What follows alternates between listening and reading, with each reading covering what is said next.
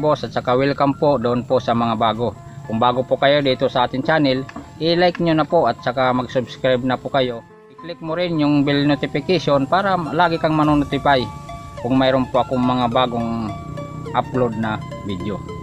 So ngayon, sa video ito ay i-share ko po sa inyo kung paano po mag-apply ng abono na hindi tinutunaw. So yung itong pag-aabono natin ngayon is pangalawa na po ito, second wave na po ito. Yung first wave po ay tinunaw po natin sa isang lata ng sardinas na abono. At tinunaw po natin yon sa 16 liters na tubig at saka idinilig po natin sa ating mga sitaw.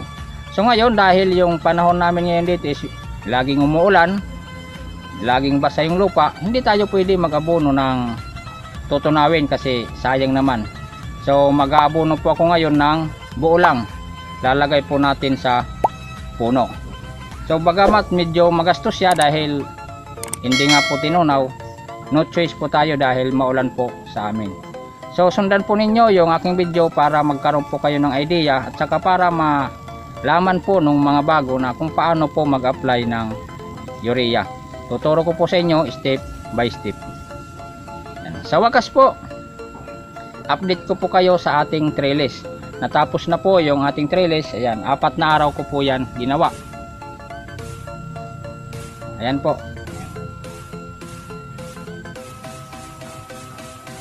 So sa pag-a-apply natin ng urea is kailangan natin ng kutsara para hindi natin hawakan. Pero okay lang naman hawakan. Kaya lang pag hinawakan natin is medyo malagkit sa kamay. Kailangan natin ng kutsara, saka pang wala akong nadalang bulo, so ito pwede na ito. Yung kawayan na tinulis. Yan. So papakita ko na po sa inyo kung paano po.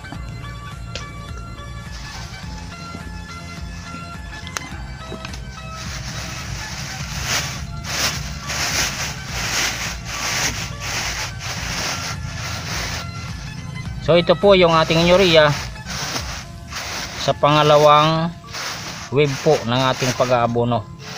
So hindi ko po alam kung magkakasya po ito dahil sa totoo lang wala na tayong budget.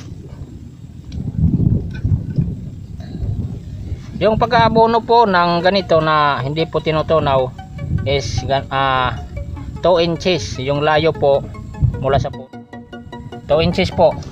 Halimbawa ito po yung puno, hindi halimbawa puno po talaga yan. Yung paglagay po natin ng urea is dito po. Yan. Yan. Huwag po natin ididikit dahil mamamatay po yung ating tanim.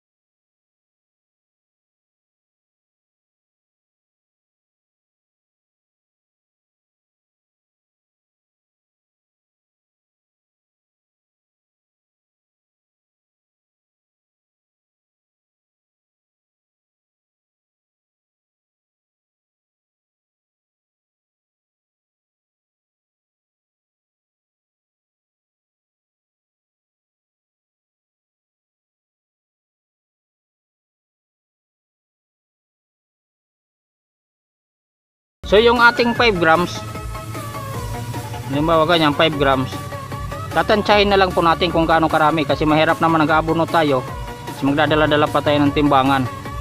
Malaking abala po yun, kaya tantsahin na lang po natin kung gaano po karami yung 5 grams. Ayan.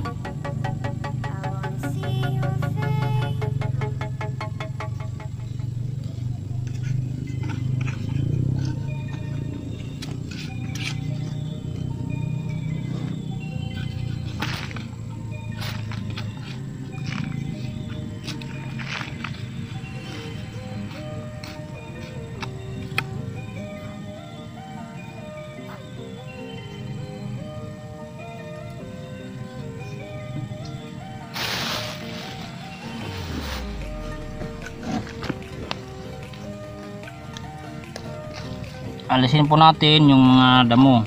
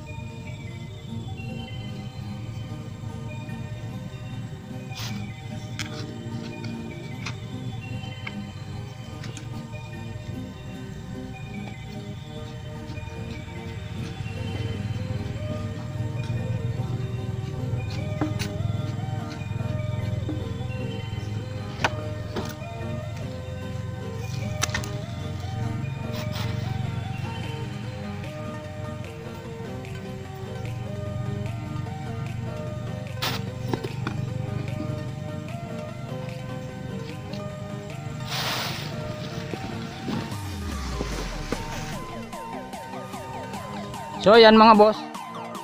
So ayan boss, hindi ko natatapusin yung pag-aabono ko. Ang importante, naipakita ko po sa inyo kung paano po mag-apply ng urea nang hindi tinutunaw sa tubig. So sana may natutunan po kayo sa video ito. Kung kababayan kita o kaya naman ay nagtatanim ka rin, baka pwede naman na pa-subscribe naman sa ating channel para matulungan mo ako at saka tutulungan din kita. Lagi akong mag-upload ng mga video para makatulong po sa mga bago nating nagtatanim. So ito po yung aking sitaw. Ayan. Ito namumulaklak na po. So ayan lang boss. Maraming salamat po sa inyong panonood. Sana may na-share po ako sa inyo. At sana may natutunan po kayo dito sa ating video. Pa-like na lang po at pa-share para po malaman po ng iba po nating mga kasama. Hanggang sa muli, ako si Melvin at ito ang aking TV.